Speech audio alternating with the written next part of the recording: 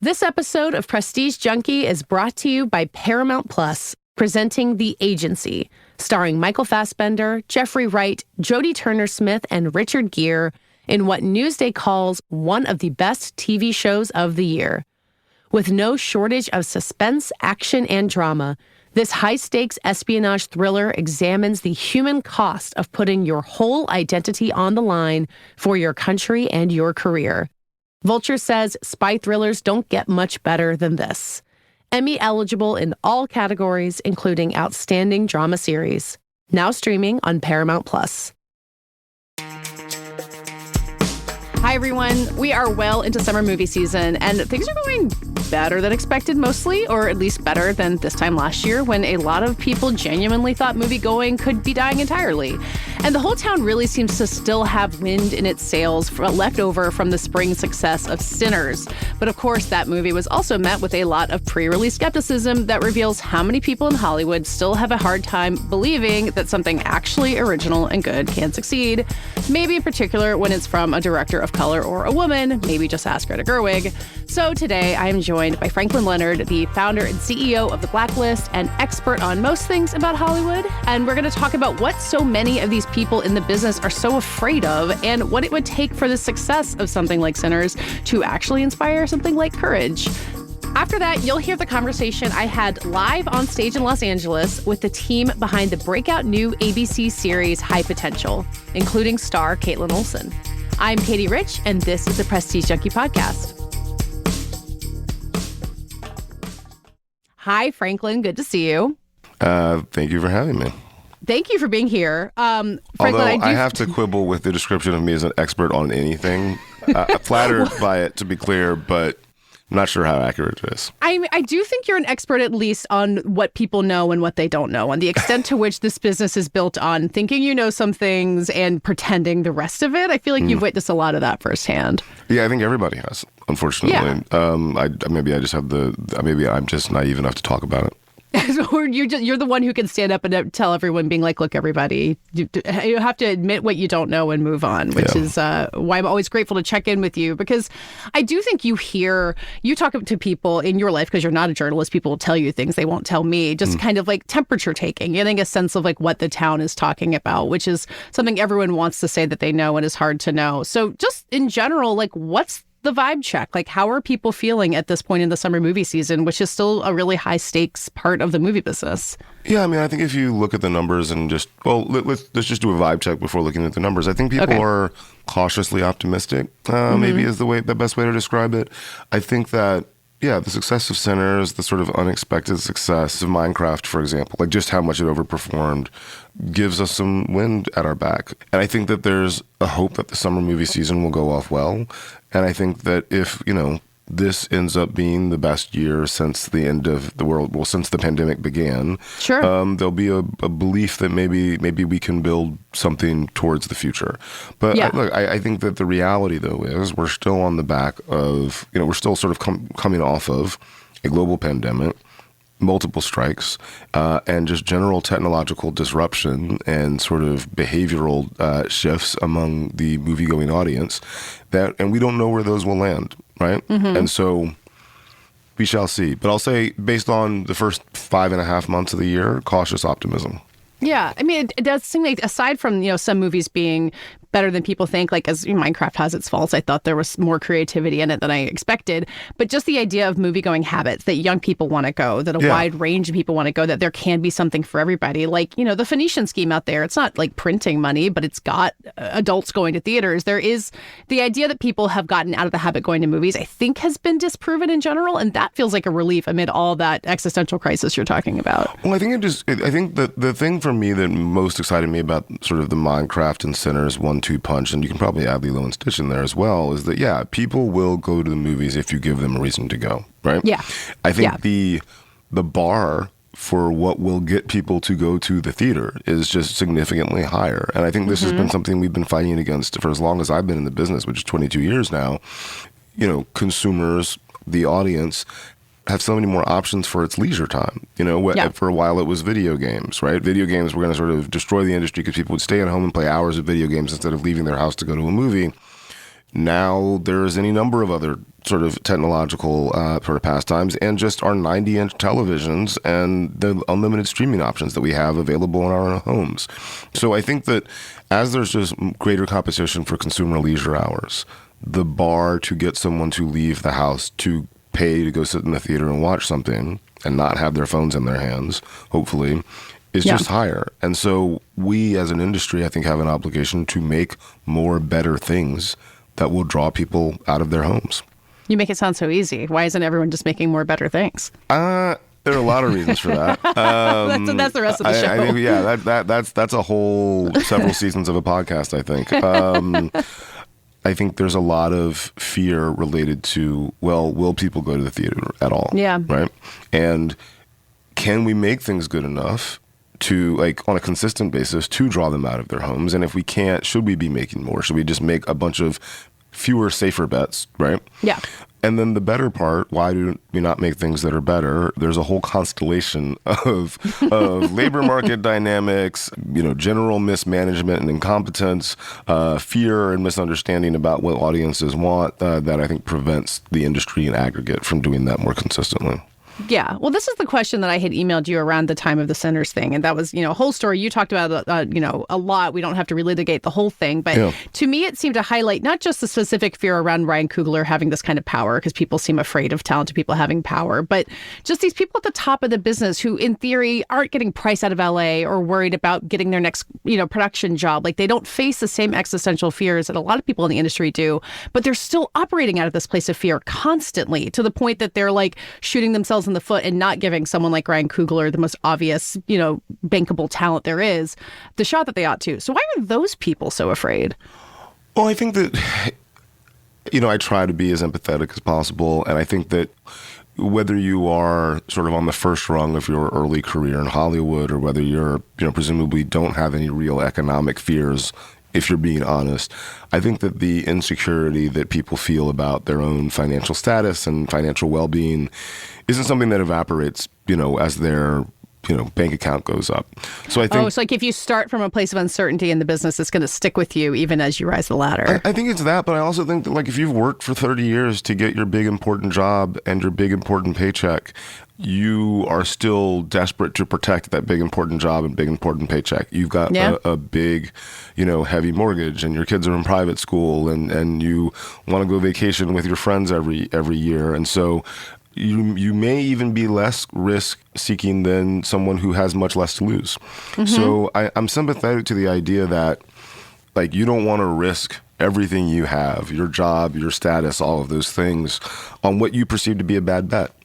I just think that what you perceive to be a bad bet more often than not in this town is conventional wisdom. That's all convention, no wisdom. And we'd all be better off if we right-sized our expectations about what is likely to do well and what is not likely to do well. And that might not mean a wholesale change. It just might mean some changes around the edges. But yeah, from my perspective, Ryan Coogler, if you look at the numbers across his first 5 films, both critically and commercially, is the most successful director since Steven Spielberg. Yeah. Probably a good bet. Right. And, doesn't take a lot of number crunching to get there, it turns out. Exactly. If you look at the numbers, more diversity of all sorts, gender, race, class, etc., in the stories that we tell will make us more money. That is not a risky choice, and it shouldn't be perceived as a risky choice. And when you no longer perceive it as a risky choice, we get all of these great, exciting movies, these great, exciting talents and filmmakers, and we make more money. So I think that's more my focus, is how do we make people recognize what the real risk profile of some of these things is, rather than, you should be taking bigger risks. You're a company. Your job is to deliver to shareholders. I'm not saying take more risk. I'm just saying get your assessment of risk in line with what the realities are, and not your, weirdly inaccurate view of the world based on, living west of the 405 and not interacting with a certain kind of person, unless it's in an employer-employee relationship. Yeah. Well, because we talk about number crunchers in Hollywood a lot. It's like the David Zaslav, like, it costs us less money to take this show off of our streaming platform. Like all these really anti-art ways. But you are always in conversations like this coming in with being like, here's where the numbers can like help you make things that are good and not just piss off audiences. But it's like they're so much more likely to be like, oh, how can we save $100 million than look at numbers that give you more instead of taking stuff away. It's weird. Yeah. Again, I think that there's I think people are covering their downside. There's an incentive structure that doesn't really incentivize them to buck the conventional wisdom, even if the conventional wisdom is wrong. Because if you agree with the conventional wisdom and fail, you can always say, well, everybody would have made the same decision that I would have. If you say, maybe the conventional wisdom is wrong, here's my argument for believing so. And that doesn't mean that you're guaranteed to be right? But then if you're wrong and it fails, you then have to try to either explain, okay, well, post facto, this is my new understanding of the reality. People aren't likely to give you much grace in that regard. So again, I understand why people make these decisions. I just wish that they would take a step back, make some changes that allow us all to be more successful so that we can all be more successful. Yeah. Like even like going back past Sinners, like we're almost 2 years up from Barbie and Oppenheimer, both of them in some ways like not conventional wisdom hits. Does it feel like anyone learned anything from any of that? Like, are we getting anything in that? I mean, I guess Christopher Nolan gets to go make whatever he wants. That was always going to happen. But like, did we learn any lessons from that? I've been Black in America long enough to believe that lessons are learned when I can see that lessons have been learned. Mm-hmm. And so I don't see a lot of evidence that lessons have been learned from Barbie, Oppenheimer, and Sinners. But I hope that everyone proves me wrong. Like, I hope that I wake up 5 years from now and someone says, oh, Franklin, you are a skeptic, you're a cynic, and look at all these amazing things that we've done and all of these changes that we've made. History would not suggest that that will be the case. But again, nothing would make me happier than to have been, proven wrong substantially. Like, please, Hollywood executives, humiliate me for my cynicism. I mean, talking about not learning lessons, like we're talking about this summer box office being like reasonably hopeful, but we've got the live action Lilo and Stitch, the live action How to Train Your Dragons coming around. I mean, Snow White was, I guess, an aberration. We're kind of stuck with these forever. Like, I don't feel depressed about these the way that I feel like I would if I wasn't rooting for the box office to survive at all. But it doesn't seem great about where we are artistically in making these big movies. Yeah, I mean, look, I think audiences show up for them. By and large, right? And I think that's why studios are making them. I'm not super excited about the fact that this has become a dominant trend, but I'm more concerned. I'm like, please, just make the movies good. Like, on a fundamental level, and maybe that is my exhaustion and I'm just capitulating on some level. Like, you won, just make the movies good. I don't care if they're a remake, it's fine. But this is also sort of what I've always believed. I mean, look, I'll never forget the day that they announced the Lego movie. Oh, yeah. I was very, very angry that day. Mm-hmm. And I felt like, well, the game is gone. Like, what are we even doing here? They're going to make a movie about a bunch of bricks. Yep. And, I had lunch. I happened to have lunch that day with one of the folks involved in the film and did my little rant about it. Oh, to their face? Like, you didn't hold it back? Yeah, no. Well, again, it was... Look, I couched it in comedy, of course, and I was like, what are we doing here, whatever. But I also knew that this is the type of person who could take that sort of ribbing, right? Yeah. And he said, I get it. He's like, look, if I had seen this article and I wasn't involved, I would have had the same reaction. But I think we have something special here. Yeah. And I was wrong.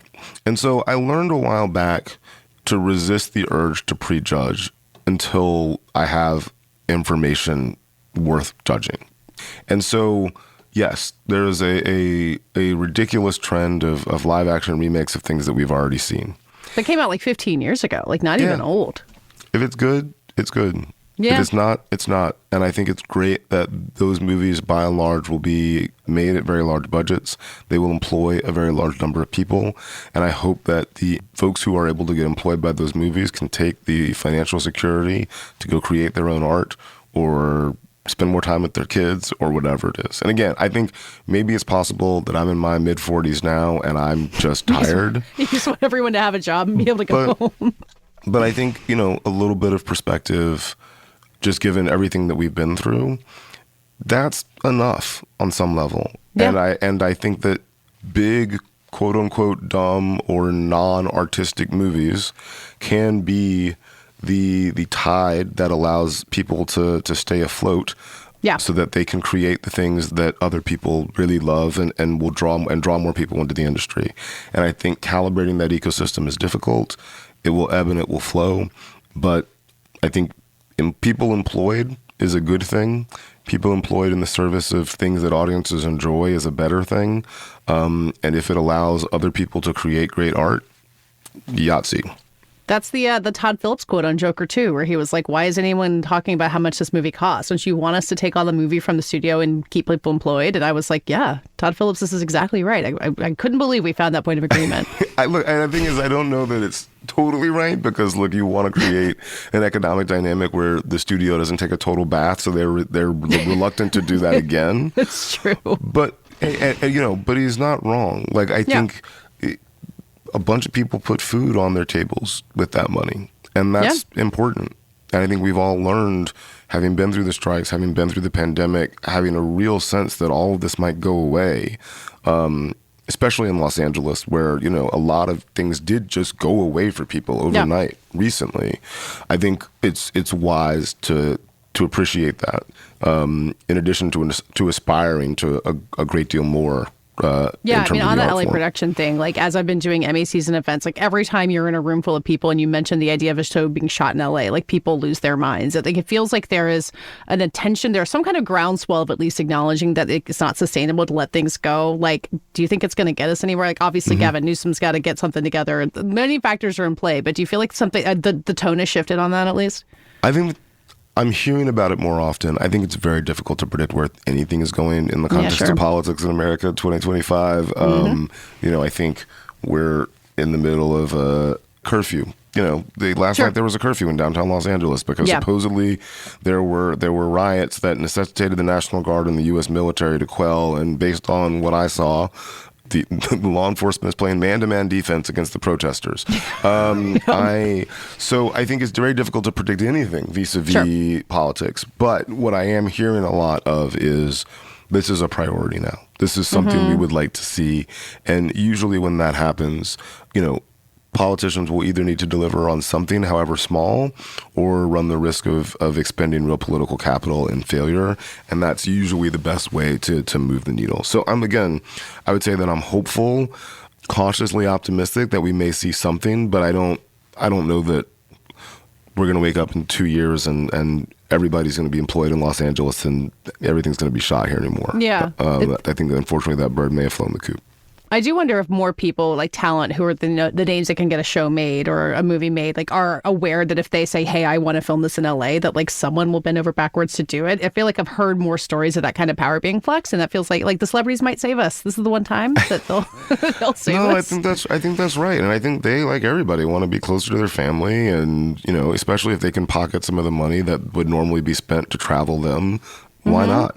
But again, like these are delicate ecosystems, right? Like if we shoot in LA, it might be more expensive, but then we get this, and everybody's more happy, and we're able to contribute to this community that we all love and care about.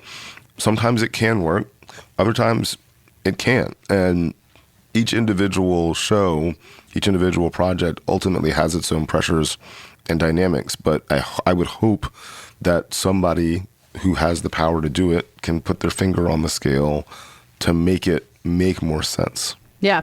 This is your empathy coming. You're seeing all sides of the equation. It's very, very diplomatic of you. No, but I think it's just the reality. And I think, look, here's the other thing. There are people who have power that can make those changes, right? With the stroke of a pen, with a unilateral decision. And I would hope that those people recognize just how, make it a selfish decision. I hope that those folks recognize just how beloved they would be for making those decisions that allow people to stay in Los Angeles, that allow people to go home to their families every night instead of having to travel to put on the show. And I think that stuff, it may not have immediate economic value or financial value to them or their companies, but I suspect that across an arc of about 5 to 10 years, it may pay dividends that can't necessarily be anticipated in the immediate term, or that you can't necessarily put on your balance sheet. I mean, a morale boost, like, it sounds small, but like, God knows this industry could use a morale boost more than almost anything at this point. I think I could not agree more. Yeah. I mean, so we've been talking about all these huge movies, but obviously The Blacklist, a lot of the projects that make it onto The Blacklist wind up being, you know, these indie success stories that have driven the industry in a lot of ways. Like, how are things looking for that? Nora, smallest Best Picture winner in a long time, that feels like a big success story. If you talk to any filmmakers, it feels kind of miserable on all fronts. Like, what's it looking like from your end of these scripts getting through all this creative thinking that we're trying to see more of and, you know, have a hard time getting there? Yeah, I'll be honest, I don't really have the clearest sense of that right now. What I would say is, I think it's probably still incredibly difficult to get a movie financed if it's not a sort of nakedly obvious commercial premise. I think even when you get a movie made and it does well at the festivals and it's part of the awards conversation, that's no guarantee of box office, which I think, or any box office, which I think is a real fear. Being in theaters at all, period. Yeah. And again, I think we have to take a real step back and say, what do the economics of these models look like in a sustainable sense? You know, I'm fascinated by the fact that Mubi just raised, like $100 million at $1 billion valuation. I don't really understand the numbers behind that. I would love to see the deck that resulted in that deal.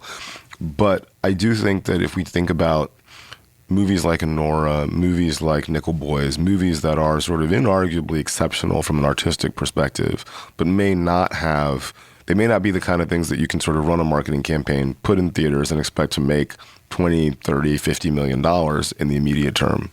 Yeah. Is there a way that those things can have economic value over a longer period of time that results in an incentive structure for people to make them? Yeah. Right? Is it catalog value? Is it a streaming platform? Is it a brand that offers other things? I don't know the answer to that question, but I think it's one of the very interesting challenges of the next 10 to 20 years. Yeah. How you create a sustainable film culture that's not just Minecraft, even if Minecraft helps finance it. Well, like Tom Quinn talking about Nora, talking about, I think he said double-digit VOD numbers by the time it won Best Picture. Like, you know, the economics are kind of invisible to us. And, you know, all this like armchair quarterbacking about the box office, I think we both do plenty of it, but there's so much that nobody can see. And I don't know if we will ever get transparency on it, but it does feel like it would benefit us to at least have more film fans more aware of how these things are way further reaching than box office. I think that's right. And I don't know what that looks like, right? I think everybody loves a scoreboard. And no one more than me, to be clear. But I do think there's value to it, right? Because the scoreboard engenders this conversation that engenders this like, oh, look at that, that's doing really well. Oh, look at that, and then you're talking about these things. So look, would I love a robust, active film culture that didn't involve a scoreboard? Sure, of course I would. I think we all would. Would I accept a scoreboard that gives us a more lively film culture? More scores, more numbers, Yeah, and again, I don't know what it looks like, and I'm sure some people are listening to this being like, oh, the last thing we need is more numbers. And again, sympathetic to that point of view. Yeah. I'm just saying that like the reality of that kind of information means that people talk about that kind of information. And when they're talking about that kind of stuff, they're talking about movies. And I think talking about movies is a good thing. I want more people talking about movies. I want more people comparing what they thought about various films. And I'm open to a lot of ideas about how to make that happen at scale. So, yeah. Well, like Sinners still being in the box office top 10 means that like every week there's at least some pocket of people that are still talking about this movie, that like it's not easy to keep movies in conversation that way. It'll come back in award season for part of the same reasons. Like there's an engine that drives it when you have that scoreboard. I think that's exactly right. And I also think that especially with Sinners, there's still a large upside internationally for that movie, that the more people talk about it, the better it is. Because I believe very strongly that there was more money to be made on that movie outside of the United States if only it had been marketed. I was in London 2 weeks after it came out in the U.S. I saw no marketing for that film. Really? And it was already out? They did it at the same time? Yeah. So again, I understand, to be very clear, I understand why Warner Brothers will not say this is how much we spent marketing that movie internationally. Yeah. I will also say that until I have those numbers, I reserve the right to be skeptical that it was marketed internationally in the same way a movie directed by Quentin Tarantino that was as successful as Sinners was domestically was. Yeah. And again, please humiliate me with additional data. Is there anything coming later this year, and you might have an answer to this, that like you feel like also deserves a similar push? Like, we learn a lesson from Sinners. We give this a better international push than we did for that one, not just Warner Brothers, but anywhere. It's a really good question. I don't know that I know the answer. I'm personally very excited for Highest to Lowest. Denzel and Spike, like, put it in my veins. So, and I think that that's another great example of, Spike Lee is a blue chip auteur. It is a global brand on some level, and Denzel is one of the biggest stars in Hollywood, and that he's a global star. You go anywhere in the world and say the name Denzel, most people know who you're talking. There are, I want to say there was like a basketball player in Southeast Asia named Denzel. Really? I might be making that up. I might be getting confused. It wouldn't surprise me. The name Denzel is synonymous with a certain level of cinematic quality globally. So I don't know. I could very easily be wrong. There could be a massive international marketing plan planned for Highest to Lowest. I mean, in the U.S., it's going to be in theaters for 2 weeks before it hits Apple TV Plus. So it feels like they've given up already. So, it also just might mean that Apple's like, we have a global platform and people are going to see it. And every time they turn on their Apple TV Plus, they're going to see this tile. And so that's our global marketing campaign. And if it is, fair play. And again, we're never going to get those numbers. Mm-hmm. So it's impossible for us to know. And I think this is why, we're all flying largely blind in evaluating any of these business decisions, because to correctly praise or criticize folks, we would need the information. Otherwise, it's sort of gross supposition. Do you think that Spike Lee at the French Open was international marketing for Highest to Lowest? I think Spike wanted to be there to see Coco win. I love that he was at Cannes, came back to New York to watch the Knicks, and then went back to France for tennis. You cannot stop him.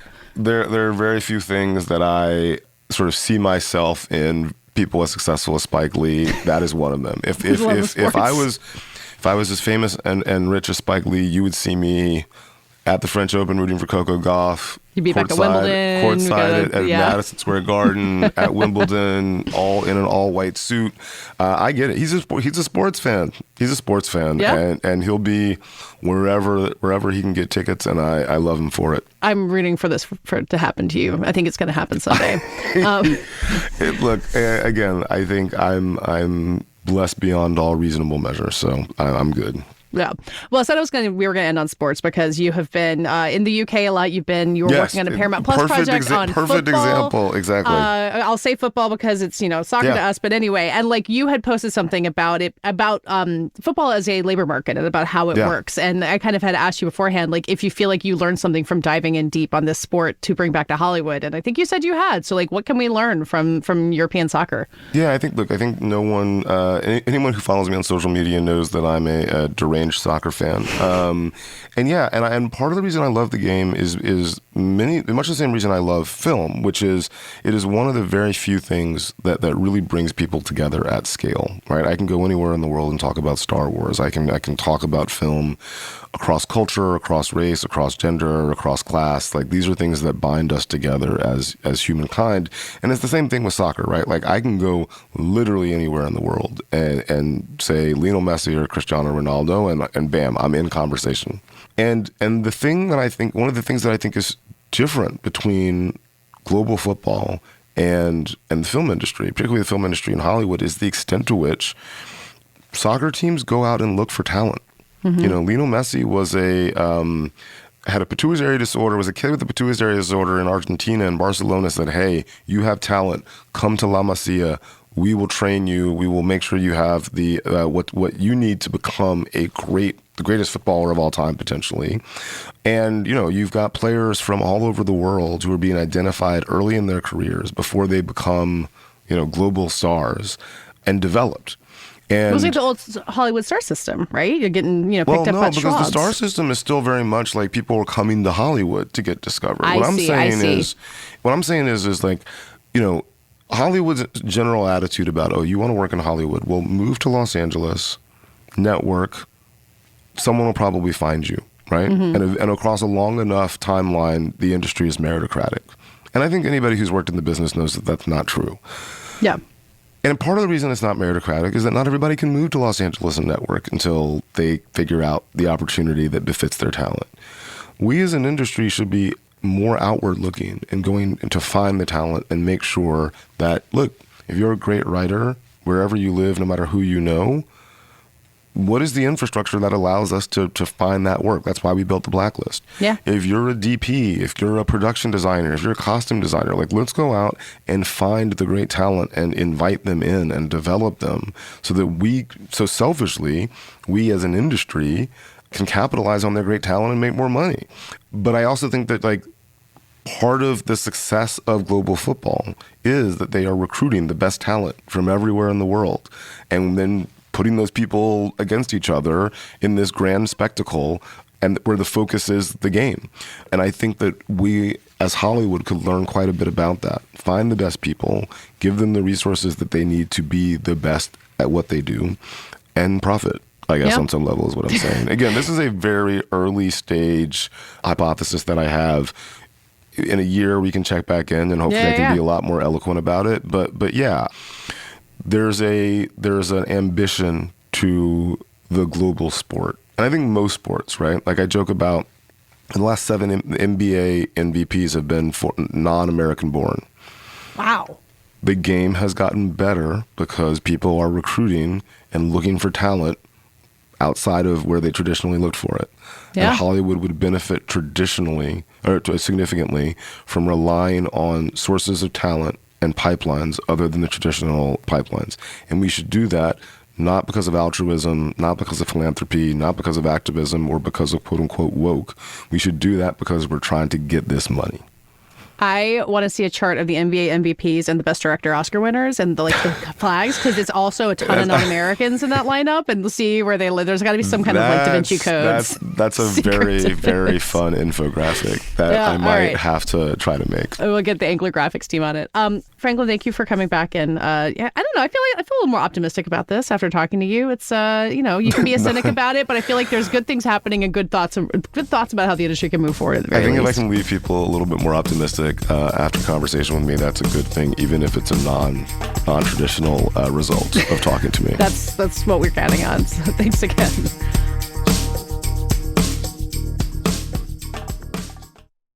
Prestige Junkie is brought to you by Paramount Plus, presenting The Agency.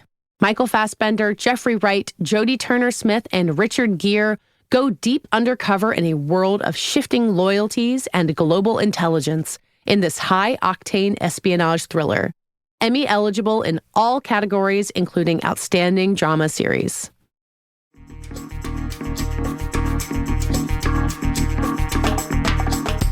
So now let's hear the live conversation I had on stage at the DGA Theater in Los Angeles a few weeks ago. I was joined by the key team behind the ABC detective series High Potential. There was star Kaitlin Olson, who you also know from It's Always Sunny in Philadelphia and Hacks. She was also joined by creator Drew Goddard, showrunner Todd Harthan, and director Alethea Jones. We really got to dig into what makes High Potential not your average detective show, and probably part of what's made it such a big hit this year.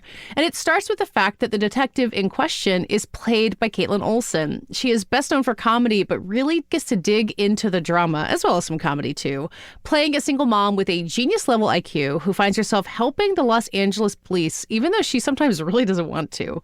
We talked about what makes the show a distinctly LA production, how they captured some of the more whimsical aspects of the script and the story, and then what it takes to balance all that drama and comedy just right. Hear it all live on stage with the team behind High Potential. Hi, everyone.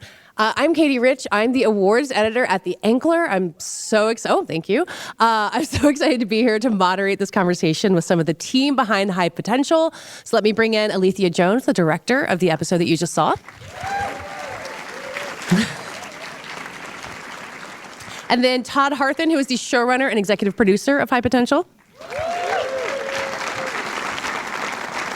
We've also got Drew Goddard, the creator and executive producer of the show. And then we have Kaitlin Olson, the star and producer of High Potential. That's appropriate. That's why they save the star for last, right? You got to get the big boom of applause going. Thanks. So I want to start with Drew, because as far as I know, this show really starts with you. Obviously, it was a show that existed in Europe somewhere else. And as far as I can tell, it seems to me that you said, I'll make a procedural, but I'm going to make it weird and quirky and interesting, which is the way that I like my shows. That was the only way you were going to make this show happen, right? Yeah, I think that's fair. I mean, I'm attracted to genre, but I always want to find a different way in. And when I saw it's based on a French show, and they, this genre, the police procedural genre is it's a very male gaze, cop who doesn't play by the rules. And when I saw it was told from a single mom's point of view, I was like, that feels fresh and new. I was instantly hooked, and I thought, okay, I feel like we can do something fun with this. So then when you're putting it together, I think Morgan is such a specific character when we see Kaitlin playing her, but what was she when you were imagining her? How did she emerge, and then how did Kaitlin shape who she is? It's interesting because I can't remember anymore a version without you. I really can't, because you really took it to make it your own. So I don't even remember where it started. I mean, the tone was always there in terms of she was a mom first and she didn't want to be there. I think those were the two key points of she could solve this crime, but she didn't want to at all. And I think that sort of drove at least the pilot, how we sort of navigated it. It was like the mom was who she was. And then it's like circumstance kept pulling her in. I think that was sort of what we started with. Does that sound right to you? Mm-hmm. Yeah.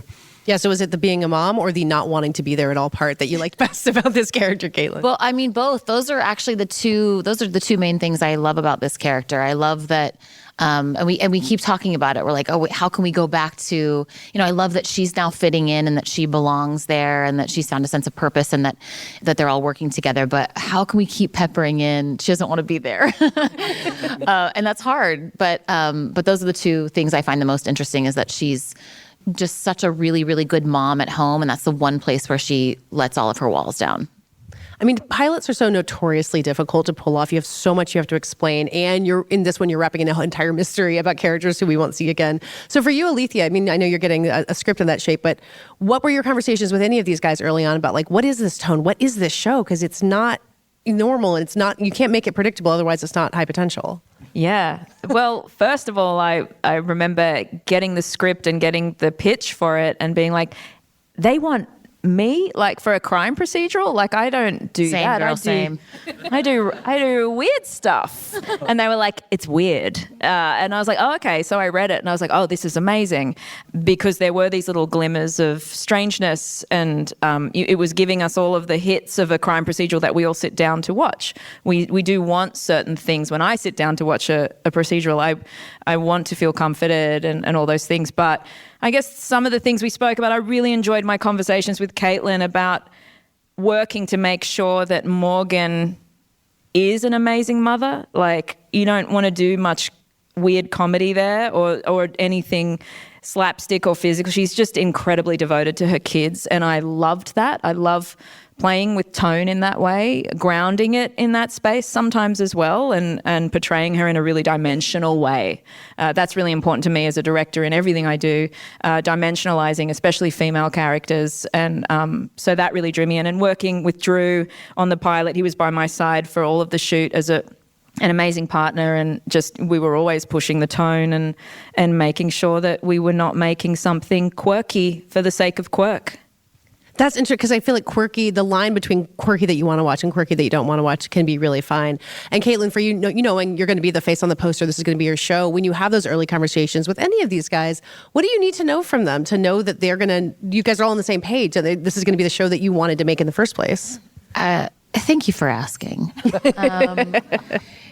Yeah, you never want to be the actor that comes in and is like, yeah, I'll do it. And also, I'm going to change it all up if I don't like it. That can be weird for an actor sometimes to speak up and say, this feels like it's getting too, like she was saying, silly or quirky. There's such a fine line in comedy, especially when you're trying to balance comedy with a real grounded world. And Drew's pilot was so brilliant because it wrote it so well. But then Alethea came along and executed it so well. And I think the key was really just communication and just being like, hey, I'm confused. I went to her, I remember before we shot the pilot, and I said, I'm really nervous about the Morgan visions, because on the page, I don't understand what that's going to look like. They scared me. I didn't want it to look like a bad reenactment or something. And she was like, oh, the Morgan visions are the thing that I'm most excited about. And I was like, well, that's great. I'm such a control freak too. Like for me to be able to just fully let go and put something completely into someone else's hands, his script and her vision, it was such a relief to have such a safe partnership. Because you're right, that can be really, the tone is very tricky. Yeah. Alethea, I want to hear about the Morgan visions because they are such a specific thing. And I do think the moment in the pilot when they show up, you're like, oh, I kind of get what this is. But it's totally right that if you're reading that in the script, you're like, oh, that could really go wrong. So why was that so clear for you of what those would be and how the Morgan visions would work? I've always loved stories that are elevated. Like I have a really hard time with just straight dialogue. So I love my craft deeply as a director. I love moving the camera in a motivated way. So I'm looking for things that challenge me as a filmmaker and make me better. So when I read those Morgan visions, I was like, oh, snap, I want to do this. I can do this. This looks really challenging. And then the next challenge, of course, is on any schedule, you're never going to have enough time. So I always call it the squeeze, when you've got to fight to get those extra things and get those extra pieces, you saw all those photos, you have to make sure that people are taking those photos and taking them well. And I'm over shooting something else down on another part of the set. And we've sent a photographer and Drew's producer, Andrea, she's down there making sure the blood's on the floor because we want to get all those little beats and finding ways to finesse and elevate. So you had to fight really hard to make sure that those Morgan visions were really thoughtful and that I felt like the audience would enjoy seeing that. So I had to put a lot of care into it. So, Todd, I feel like the role of the showrunner is often to fight that squeeze and to figure out what to fight for, what not to, how to keep all the trains running on time. So, when the show is emerging, it's got this tone that everyone's talking about. How do you help keep that train on the track and keep the visions and the tone and everything else the way that it's supposed to be? No, it's super easy. It happens naturally, and it's no problem at all. It doesn't stress me out at all. Todd had a full head of dark brown hair when he came to us. She's not kidding. I didn't look like this 12 months ago, but I love it, and it's worth it. You build a great, writing staff. You put a bunch of wonderful brains in a room to help you out. You treat your wonderful cast as an extension of the writer's room. I think Kaitlin made, the most salient point is where I've been successful in running shows is communication. And that's not just with your wonderful crew, but with your cast and making sure your writing staff learns the show and studies the show. And once you all get on the same page, it does, help the workflow and the stress of getting the most out of the money and resources you have and making sure that makes it onto the screen, because I was inheriting a great pilot. And when you inherit a great pilot, you can't go, oh, well, they had this many days and this much money. You have to go, I have this to build on. Now, how do we do it on a slightly different schedule and give the audience the quality that the pilot, established? And it is a challenge, but we're pulling it off, and we hire great directors, and we write scripts that are producible, but find the moments that elevate and sophisticate, and making sure the Morgan visions continue to meet the standard that the pilot established. And yeah, it's tricky, but you build an amazing team, you lean on them, and it takes a giant village to pull off a show like this. It's wildly ambitious. Every day is a challenge, but it's been wonderful.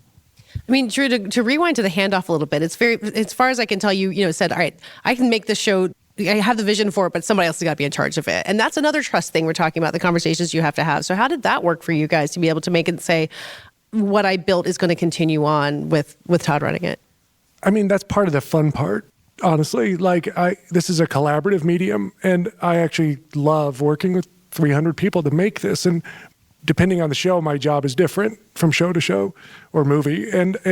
But I don't really see it differently. It's still, you go to work with people you adore and you do the job that day requires. And I knew Todd can do this show better than I can do this show. I knew Alethea could direct this pilot better than I can direct this pilot. And that's what makes it fun. That's what makes it fun, because now we're all in the trench together. And so I don't really worry about it. It's just like, oh, all right, what's Monday? All right, we'll go hang out and see what today's going to hold. The best part of this show is every episode is wildly different. Like it's so fun to look at the call sheet and go, oh, I guess we're, in Malibu today. Oh, tomorrow we're up in the hills. Like murders can happen anywhere in this city. And it's delightful to go to work every day. Well, to ask all of you guys, like this being an LA show, I think, anytime you talk about something being produced in LA, you get a wild round of applause, which I'm expecting to get from this audience too. It really does matter. It really is way rarer than it used to be. And like, I assume it was important for all of you guys, but like what makes this an LA show? You could translate it from France. It could have been anywhere. Why did this have to be an LA show for any of you guys? I mean, it felt like the DNA. I just feel like I love this city. I didn't grow up here. I grew up in New Mexico. I came here with wide eyes. I still love every block of this city. And I believe that this city at its core is like 50 cities in one. And I do believe for TV, for a show like this, where we can go anywhere and we have a protagonist who actually at her core, despite what she says about not wanting to be there, is an enthusiast, right? Is enthusiastic about the moment she finds herself in. It felt like we can use this city to its best potential.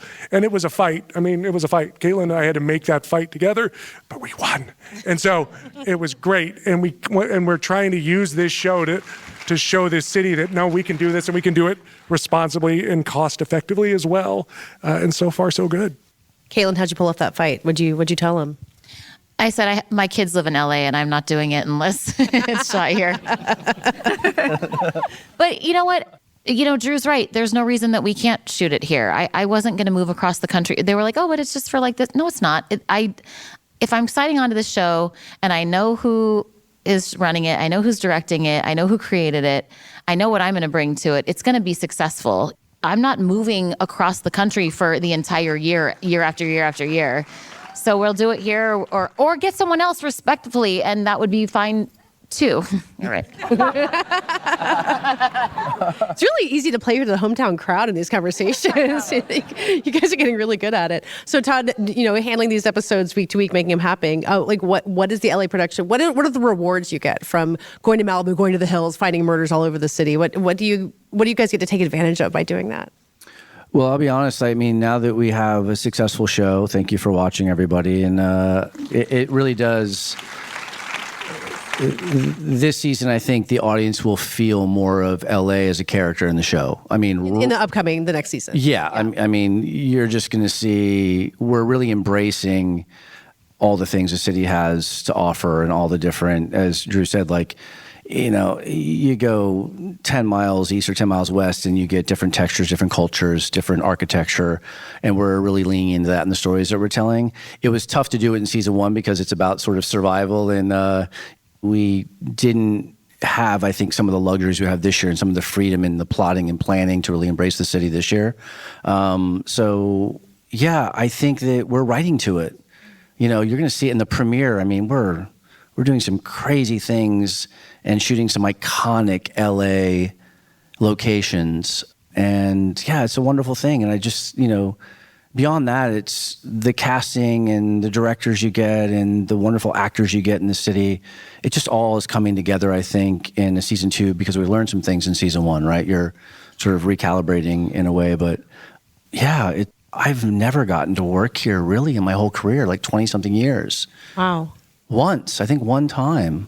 And that's crazy, right? Doesn't that have to change? I mean, shouldn't we? Yeah.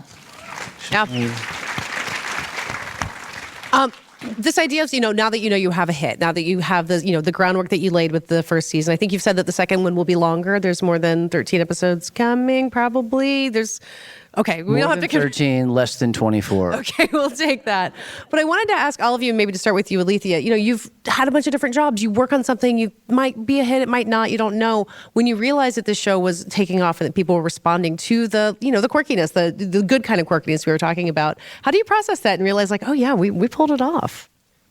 That's a really interesting question. Do you feel like you pulled it off? I do. Good. I felt like we were pulling it off as we were shooting it. It was a really special shoot. It's a really special cast, and the material was so good. But yeah, you're right. Like I have been involved with things that haven't been received commercially, and it felt really good. It felt like these are good people. The whole cast are incredibly kind and generous and playful and willing to go there. I love directing them. They're like working with a field of sunflowers. Like, they're gorgeous.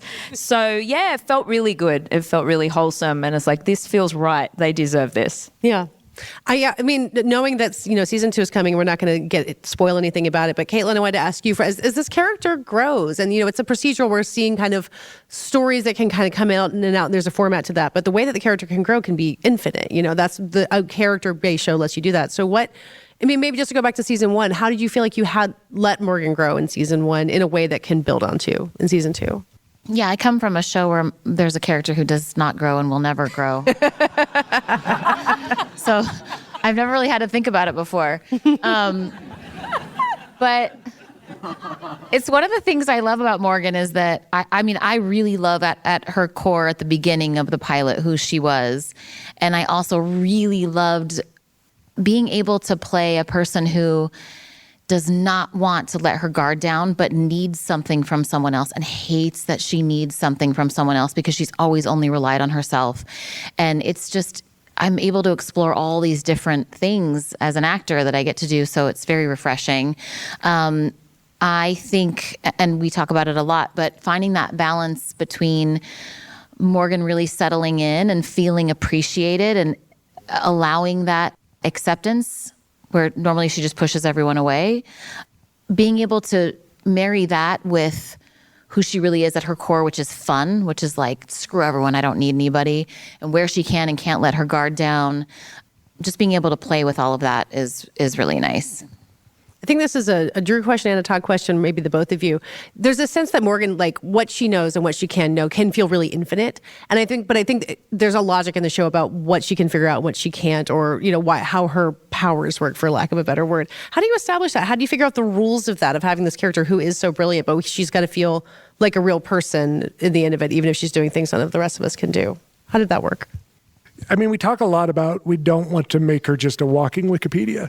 The truth is, you kind of know what you're interested in. So everything that she knows is actually just a window into what she cares about. And when you approach it like that, there's times where she's like, she doesn't know something because she doesn't care. And I think that's the important distinction. She could know it, but she doesn't care. And so I think that sort of guides us as best we can. And then the other part of it is, you always have to balance it by, there's a ton she doesn't know about basic human decency and kindness. And like she's still learning how to be a good parent. She wants to be a good parent, but I have kids myself. Every day about parenting is failure. You're just failing all the time. And then you're just slowly getting better. That's it. And I feel like that's the key to the character. She can be a genius at, forensics, but how do you console your kid when they get a bad grade? Like, that's a whole different level of intelligence. And so we're trying to walk that balance all the time. I mean, Todd, does it mean the writers have to be walking Wikipedia and just looking up facts all the time? Like, I don't even know how you research or write a script for this show. That's just me. That's all me. Why aren't you working for the police right now? I know. Yes. Writers constantly Googling and researching. We have a couple of dedicated researchers to help us out. But it's still really, really hard to come up with inspired Morgan visions and everything. It's really tricky. But yeah, I think Drew said it best. There are certain rules that we try to follow. And by the way, we slip up and a script makes it to this one down here on the end and nothing gets through her. She's so good at hearing the sour note in a scene or flagging like why this just feels like Morgan's being smart for the sake of being smart or being smart and kind of obnoxious. And that's not who she is, right? She doesn't come in to like dazzle and show people like I'm smarter than you. That's not how she uses her superpower. So we have to police ourselves in the writer's room. And if something slips through, this one, I see her loves coming too. getting texts from me. I love your middle texts. of the night. And I can see her, if it makes it to the set, like I can see her facial expression now and know here it comes. It didn't, something isn't right. And then I go, oh, I think I know it's not right. And she just told me. And now we have to fix it. And we do, and it makes the show better. It does. Like, you have to be like on your game because she's a perfectionist, and that's not a bad thing. Yeah, so is that like a sixth sense you develop after being on television for so long, of knowing when the tone is in the script and kind of being able to see what it'll be like on the show? How do you have a knack for that? No, I just think my cringe meter is like very finely tuned. So anytime I start to say something and I'm like, this is not coming out right. And he loves that. I just come to him, I'm like, and I point to what he wrote, and he's like, I'm sorry. Yeah. It's good. It's good for the ego. Yeah, we got a good. But she's right. She's right. So what are you going to do? Change it. Make it better. I don't know that I know. It just feels wrong when I'm saying it out loud. And unfortunately, and he's such a trooper, we get to a certain place where I'll read a script and I'll give notes, but then we shoot a whole day, and then I get ready to go home, and I sit in my trailer and I go over the scenes for the next day. I say them all in my voice notes because I got to listen to it all the way home. This is a very hard show to memorize. And I say it out loud, and as I'm saying it out loud, things will pop up. And so it's usually late at night, and I'm making notes for poor Todd, and I'm listening it all the way home. And by that time, I've got an idea about what is tweaking with me and why. And so I will either just rearrange some dialogue, or I'll shoot some, ideas by him. If it's too late, we talk about it in the morning. But I will say it's such a relief to be able to just be completely honest with him and just be like, Todd, I don't know why this isn't working. It's just not coming out of my mouth correctly. And he's open to it. There's no ego. We both have the same goal, which is to make the best show that we can. A lot of it is just Morgan's dialogue. Like, it's really, really hard to explain that or to write that character. And the writers are amazing, and Todd's amazing, and they're writing me stuff that's 80% incredible. And sometimes I just want to get at that extra 20% there. And so I'm a real pain in the ass, and I'm sorry, but not really. I mean, honestly, it's actually by design. Like, if you look at the show, it's designed to be a conventional structured show. When I pitched it, in fact, I said, all right, picture any episode of any procedural. Now drop Wile E. Coyote into the middle of it. And I remember thinking oh, they don't understand what I mean, but I really mean this. And so by design, this is exactly that day. And there could not be a different dynamic here, because by design, we create it in a structured way as the writer's room. And then we actually want to add chaos to it. We want to add a singular point of view to it. To be honest, I can't think of another actor on the planet we would want to add to this, that we would have this level of trust with, because your instincts, it's not just dialogue, it's also soul, which is harder to figure out. But this is what we wanted. I mean, this is what we set up to say, great, take it. Show us the things that we would never come up with. We get us out. And I'm so lucky to be in that situation, because maybe you guys know this, maybe you don't. I don't think this is normal. I don't think most people welcome their lead actor going, I have 15 notes right before we're about to start shooting. But they do, and I'm so lucky. I mean, so we've said that season 2 is coming, but we don't want to spoil too much. But Alethea, you've said you are coming back to direct for season 2. So yes. Yeah, well, yeah, it's very exciting. And so without spoiling anything, what do you get to do when you're coming back for a second season that maybe you couldn't do in the pilot? What do you get to build on that, more Morgan Vision, more Wile E. Coyote energy? Like, how do you get to build on some of that coming back? I'm just really excited to see what the script gives me and to fall in now and do my best to plus the moments that I'm given, but to play within, to paint within the lines. And I love that. From constriction comes creativity. So it's really what Todd gives me.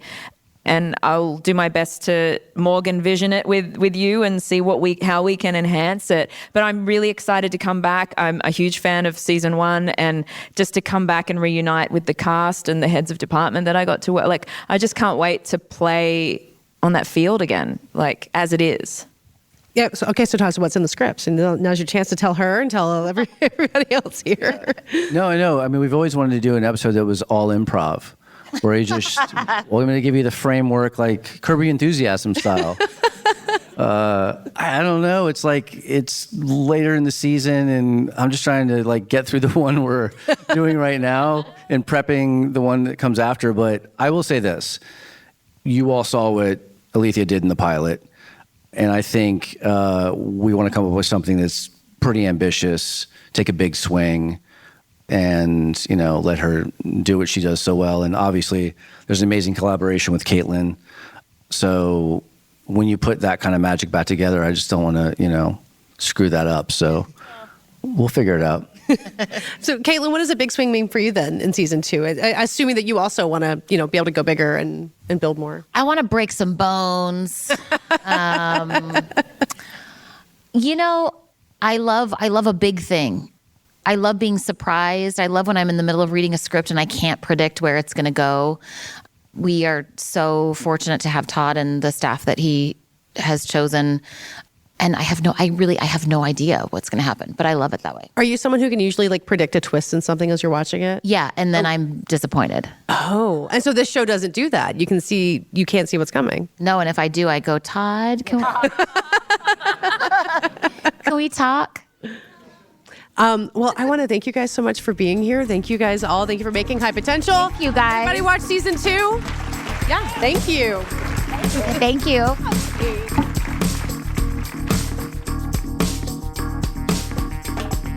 That does it for today's episode. We'll have one more bonus weekend edition coming out this Saturday, so look out for that then.